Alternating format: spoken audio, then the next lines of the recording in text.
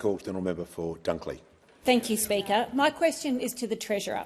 How is the Albanese Labor government helping to ease cost of living pressures on Australian families and small businesses, and what barriers are there to that support being delivered? Give the call to the Treasurer.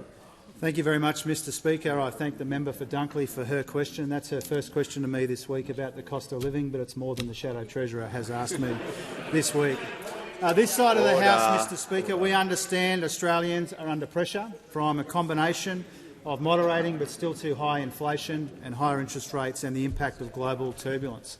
And that's why this Prime Minister and this government's highest priority is rolling out billions of dollars in cost-of-living help for Australians doing it tough.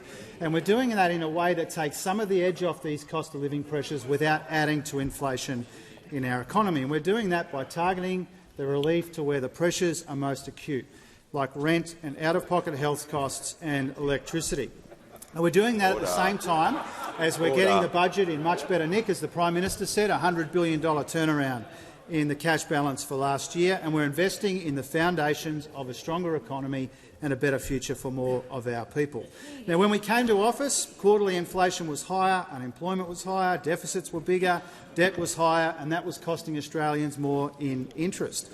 And our responsible economic management is seeing some progress made.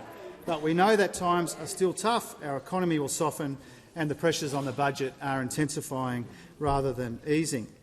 But it remains the case, Mr Speaker, that the wasted decade presided over by those opposite made Australians more vulnerable to the shocks that are coming at us from around the world. The Treasurer will pause.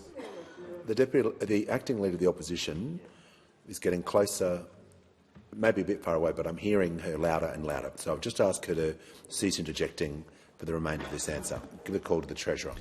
Mr Speaker, those opposite made a mess of the economy and a mess of the budget, and now they are refusing to help us clean it up. They were part of the problem when it comes to the economy, and now they refuse to be part of the solution.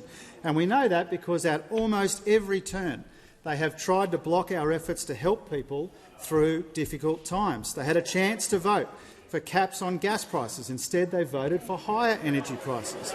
They had a chance to help people with their electricity bills, and instead they voted for higher electricity bills.